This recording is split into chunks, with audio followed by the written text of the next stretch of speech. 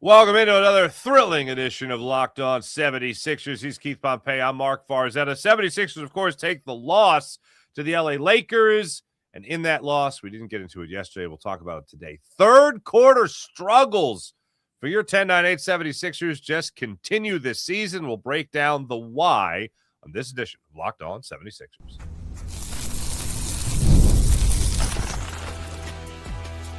You are Locked On 76ers, your daily Philadelphia 76ers podcast, part of the Locked On Podcast Network, your team every day. And we do thank you for making Locked On 76ers your first listen every day, part of the Locked On Podcast Network.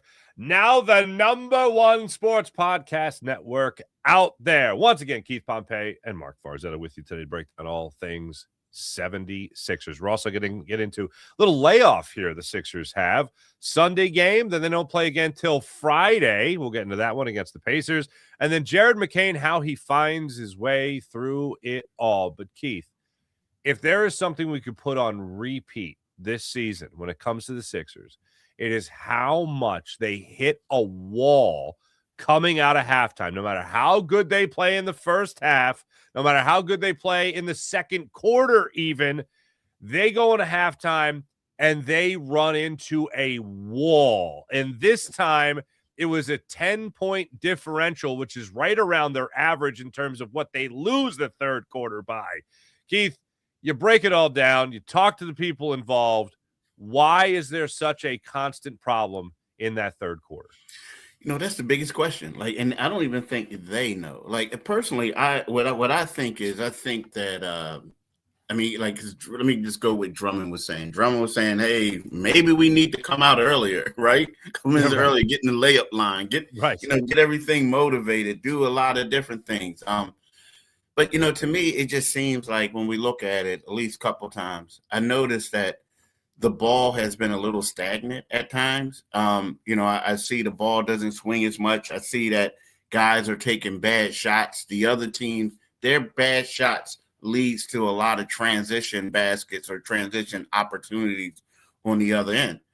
Now, the thing to me is, Joel and Tyrese were talking after the last game, and Tyrese shared that, and he said, Joel said to him, look, you got to, we got to do this. We got to step up. Tyrese is saying, I got to get more people involved.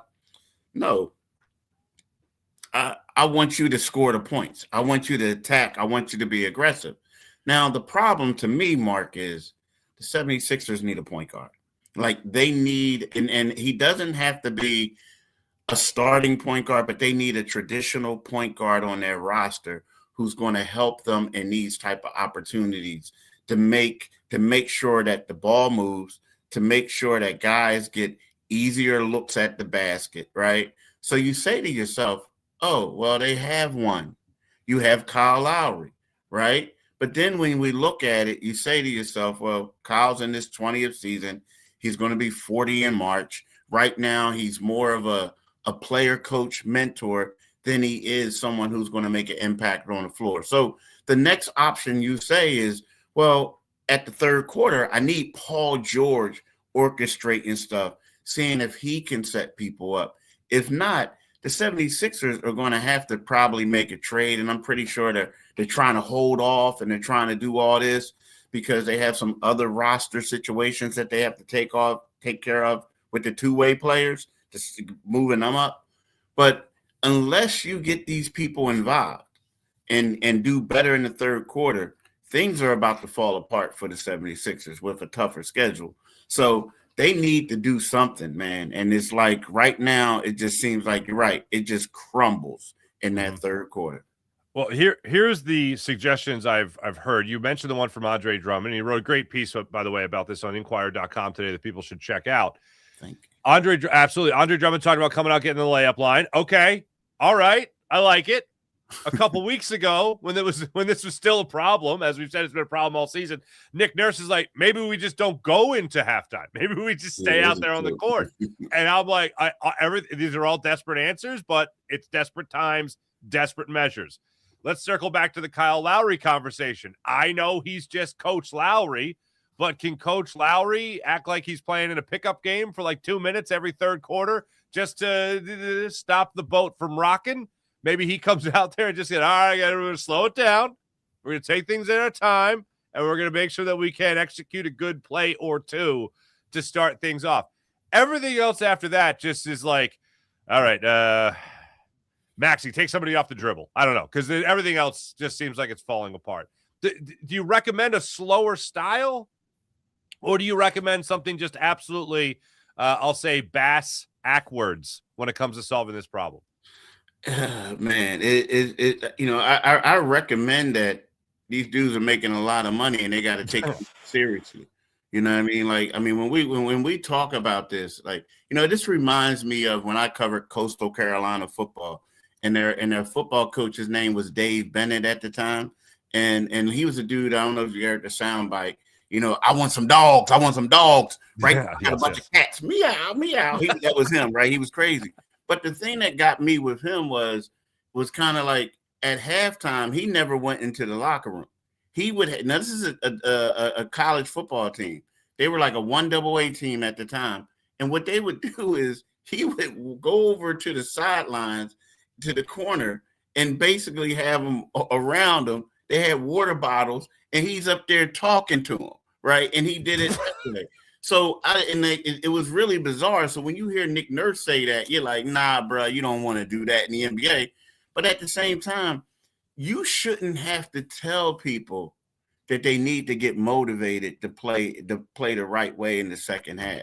Like, you just shouldn't. I mean, we're talking about a team with 3 max players. We're talking about a team with all these veterans. And for you guys to act like is the G League Ignite playing in the NBA and you can't get motivated, that's not good.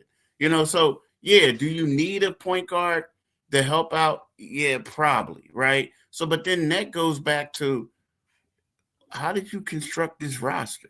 Right. Like, if you got all these combos, right? And then, and then what's really going on is that, the ball stops swinging in that quarter. But then in the fourth quarter, when everything's down, you start playing the right way again. So to me, unfortunately, and Nick Nurse probably doesn't want to hear this, but when I see a team repeatedly struggles in the third quarter, you have to put it on the coaching. You have to. Yeah. Because it's like, how are you getting them? And then I know, like, he switched it up, starting Quentin Grimes in the third quarter and doing things like that. But man, it's like it has to fall on the coach to not be able to have your team ready at the start of third quarters on a daily basis. Mm-hmm. So we've mentioned Kyle Lowry once or twice already.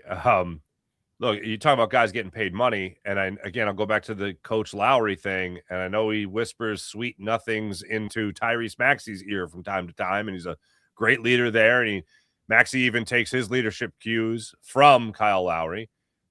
Is there any chance you see a 39-year-old Kyle Lowry get a couple of minutes, to go back to that theory, get a couple of minutes at the start of the third if this does continue? It's weird because, I mean, I think unless they do anything else, I think they may have to use that as an option, right? Mm-hmm. But it's weird to me because when we look at Kyle, the first 2 games he played against were the Brooklyn Nets, and then he played against Milwaukee. Yeah. And everyone raved over the leadership that he had. Now, but for the most part, it was like he would bring the ball up, or he would get the ball, and then he would go over to the side and direct the offense, right? And he's telling them what to do, right? My only question is, that was good against those teams. But when they get into the meat of the order, you can't have somebody just on the floor but directing. Because then what's going to happen is they're going to leave that person. Now, if he can make the shot and you swing it to him, then that works out. But aside from that, they're going to sag off of him, and you're going to be essentially playing one dude telling you what to do, 4 guys against 5, right? So to me, you can get caught that way. Now, one thing I will say is that Kyle is out there busting his tail. Like, you go in the arena at 4:00 every day, you get there, Kyle's already like lathered up, getting up shots, doing a lot of stuff, putting a lot of time in there. But, you know, I think if you got to rely on him and you want him to be your player coach, so to speak, then you got problems at this particular I agree. time. You know, you got problems because this is a major thing that they have to control. Now, to me, I'm just going to say this, and I know Nick Nurse was getting criticized for it, but, you know, there were certain things that they did in that second quarter, the start of the second quarter, and that they did not do in the third quarter, like personnel rotation things. Like, and we'll talk about Jared McCain later, but Jared McCain wasn't out there. But he was out there in the second quarter when they really needed him. So, you know, it's just, I understand why he wasn't, but at the same time, when he's a guy who's providing offense, when he's a guy who you've had in certain games, when Maxey was on the floor or off the floor, you put the ball in his hands and had him running the offense. So maybe he could fulfill that role. You know, who knows? Look, I'll tell you what the answer I'm rooting for here in all of it is Tyrese Maxey just figures it out. Like, Tyrese Maxey just, all right, guys, first 5 minutes of the third quarter, when we're bumping all over the place and we're terrible or it's a rocky road, just get on my back and here we go. Like, I'd love for that to be the answer, but we're now more than 20 games into the season, 23 games actually into the season, and hasn't happened yet. Here's what the Sixers do have: some time to figure it out. Now, that didn't work out so well for the Eagles. They had extended time. It didn't work out for them against the Chargers in Monday Night Football.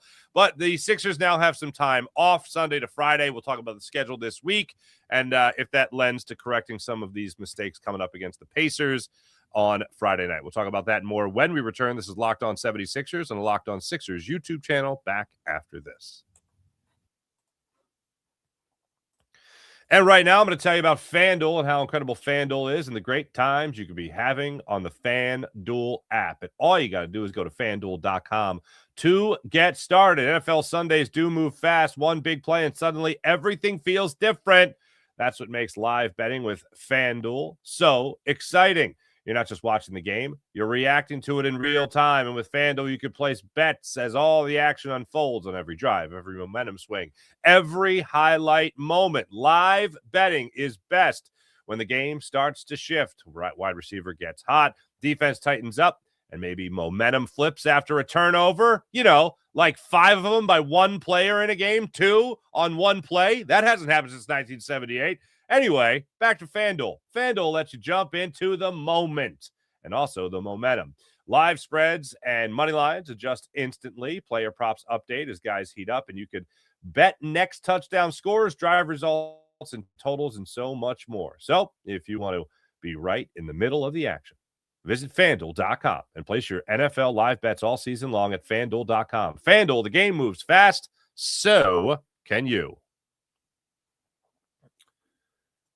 And now I get to tell you about the Everydayer Club. This is a fantastic offer for all Sixers fans and all NBA fans. And we do thank you for making Locked On 76ers your first listen of the day. And we thank you for making Locked On the #1 sports podcast network out there. You already live your team every day. Now you can take it up to the next level and go ad-free. Join the Everydayer Club today. And make sure you get Locked On 76ers with no interruptions, members only, Discord access, and more, all for just $5 a month or $50 a year. All you got to do is go to lockedon76ers.simplecast.com or check out the link in the show notes below to learn more on YouTube and wherever you get your podcast. Looking for Locked On 76ers for your first listen every day. And we also thank you for making Locked On #1 sports podcast network out there. If you're a true diehard Locked On 76ers fan, the Everydayer Club all access tier is built just for you. You'll get one-on-one text access with me, all access episodes, an exclusive newsletter, and 15% discount to Locked On merchandise store. So head to LockedOn 76ers.simplecast.com to join the Everydayer Club and unlock all access. You can also find the link, again, in the show notes below. So it's a light week, Keith, for the 76ers. Sunday off till Friday. They got the Pacers coming up on Friday night. That's going to be a 7 o'clock tip-off in Indiana, or excuse me, in South Philadelphia, rather. They're a 6-18 club. Leading through this week, what's on tap for the 76ers practice-wise, treatment-wise? What are the Sixers looking at? Man, yesterday they had an off day. Today, it was one of those things where I was hearing it would possibly could be, one of those things where guys, it's optional, where they can come in, right? And if so, in optionals, they just come it's not going to be an official practice. So, guys just come in and do whatever. They don't have meet them. Now, here's the thing with optional.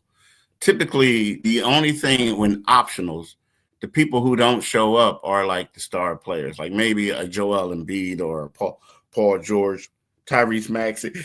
But Maxey's the type of guy, who's always in there.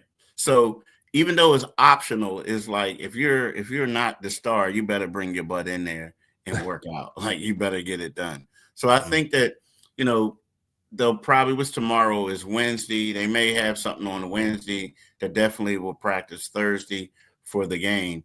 But then I also expect them after this, take a couple more days off before they, head to the New York Knicks next week. So I believe it's next Friday. So yeah, I think honestly, it's two ways of looking at this.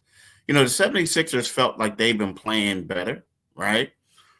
And they have, but again, they've only defeated 3 teams with a winning record. And these wins that they had, they looked pretty good at. They were undermanned teams who were banged up, or who were struggling, right? So when I look at it, this is good for the 76ers now. And the reason being is, you're resting while Kelly Oubre is working on his way back. Joel Embiid can rest those knees.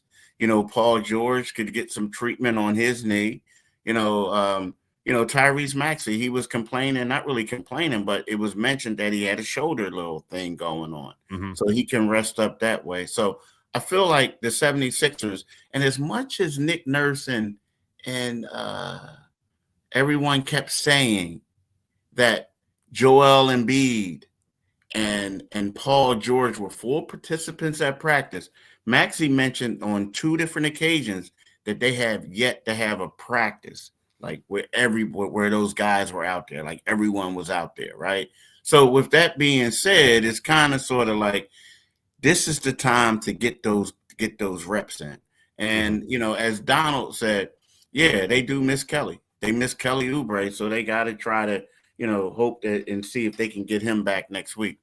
Okay, yeah, I was just going to ask you for a follow-up on that. I know we'll get to some of the other injuries a little bit later, but I did see Kelly Oubre sitting there on the bench against the Lakers, or during the Lakers game, I should say. Is there any status update with Kelly Oubre? Because it's been more than 2 weeks. Yeah, so it was one of those things where, and he talked about it after a game last week. That is, and they said, he went to got evaluated by the doctor. They want him to come back for another evaluation early this week. So I'm assuming that's, maybe it was today. It could be tomorrow. Could have been yesterday. But the way that it seems like everything was trending the right way. So I don't, unless there's a setback or whatever, I don't expect it to be that long. But the one thing is, he does need to get some practice in, because for the most part, when you talk to him, he says he's been doing a lot of upper body stuff, right? Mm-hmm. So he's been like weight training, doing some other things. So before he, do that return to play, you do want him to have at least a couple practices, especially one practice that is hard to see what his conditioning is and how he goes, and then see how the knee responds the next day. So, You know what, it's trending the right way, but I just do think that they still got to go through the proper steps.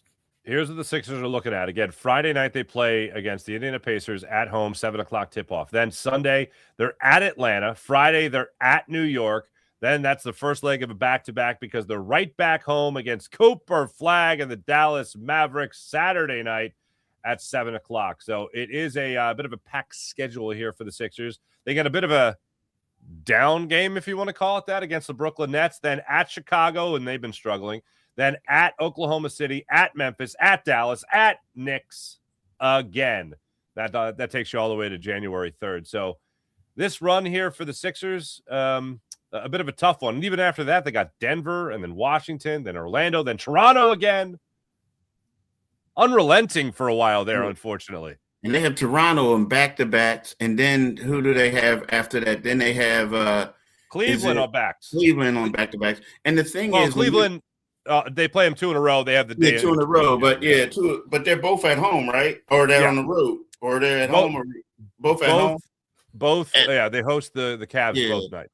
And here's the thing about that. We talk about their schedule. So when we look at Cleveland, Cleveland is a team that's been struggling, right?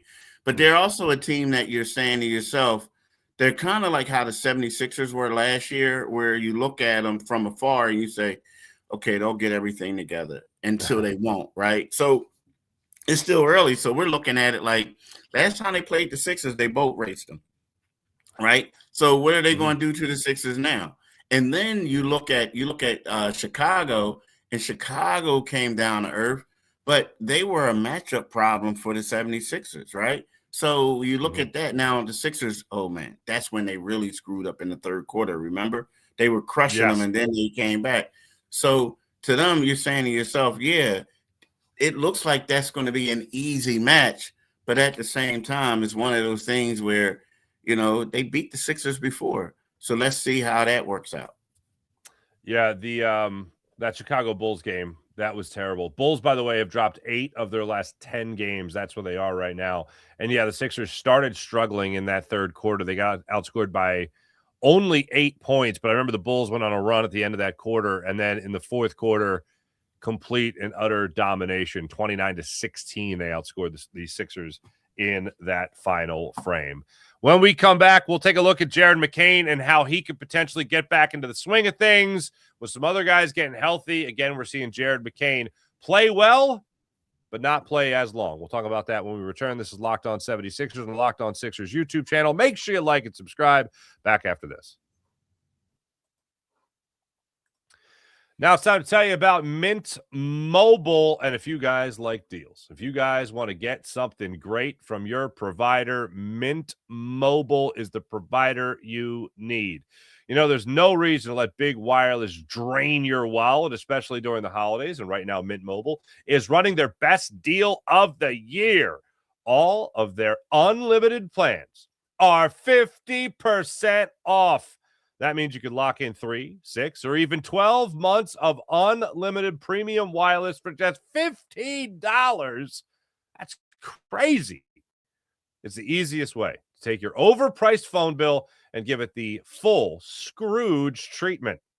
And what makes this so much better? Well, it's how simple Mint Mobile makes the switch. No contracts, no nonsense, just real savings and real quality service. Switch to Mint Mobile, and they'll let you keep your same coverage for a lower price. Setup takes only a few minutes, and you could bring your own phone and number without any issues. The service is fast, it's simple, it's super, and reliable, even on the go.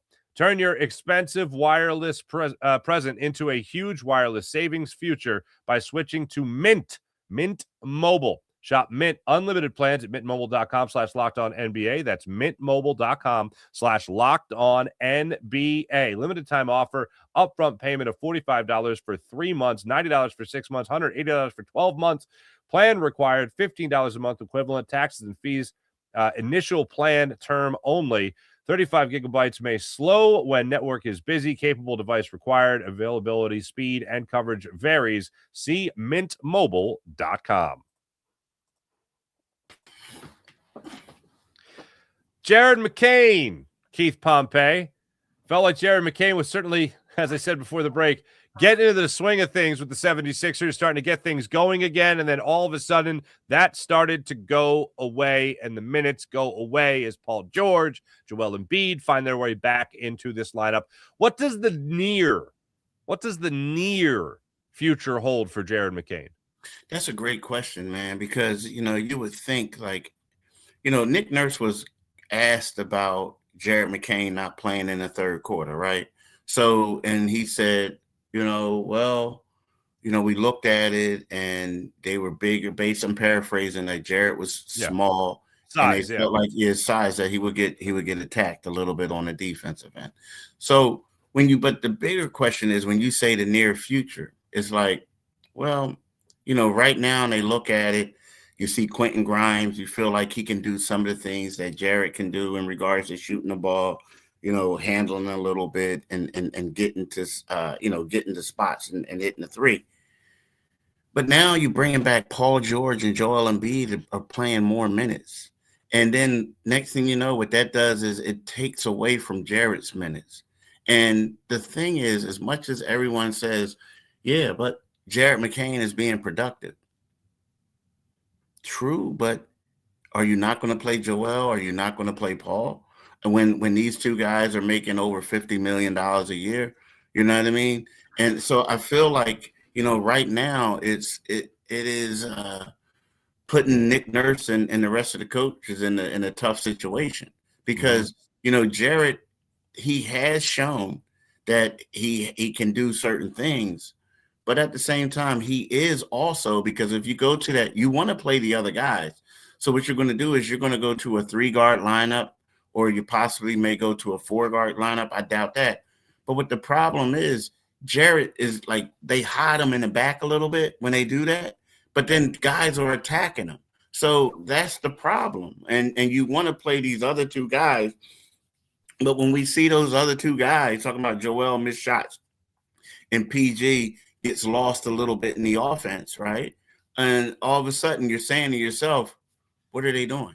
Why are they out there? And how come you're not playing Jared McCain? But deep down inside, you got to play the two max player dudes. You just have to. You just have to, unless they go totally things go totally left. So when you ask that question, it's a great one, but I don't really know the answer to it because these two guys are coming back. Now, there will be nights where PG is going to sit out. Embiid is going to sit out.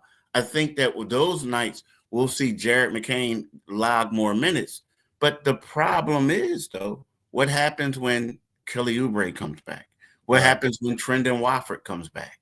You know what I mean? Because that's going to cut into his minutes as well. Mm-hmm. Keith, always a pleasure catching up, talking all Sixers with you all the time. Make sure you guys are liking and subscribing to Locked On 76ers. And for the people that want to get involved in the Everydayer Club, find LockedOn76ers.supercast.com. That's LockedOn76ers.supercast to get enrolled in the Everydayer Club. And we thank you for tuning in to Locked On 76ers. Make sure you guys check us out tomorrow as well. And also you like and subscribe to Locked On 76ers and all the Locked On platform shows, as we are now the #1 sports podcast network out there. And make sure you guys find Locked On 76ers on Spotify as well. And if it was part of your Spotify wrap, as a matter of fact, prove it on social media to secure a free month of your brand new Everydayer Club. Just tag our national Locked On podcast network account on any social media platform, and we'll drop you a code. Be one of the very first to join the Everydayer Club to get your favorite show ad-free and exclusive access to the members-only Discord channel. For those of you on video, you can send it over for 24/7 to our national. Send it over to our 24/7 national NBA YouTube channel. On audio, make sure you enjoy the second listen of NBA Game Night for your second listen after Locked On 76ers. NBA Game Night on Locked On NBA's YouTube channel. Thanks for listening. Thanks for watching. You guys are great. He's Keith Pompey. I'm Marc Farzetta. We'll be back with you guys tomorrow with another edition of Locked On 76ers. We'll see you guys then.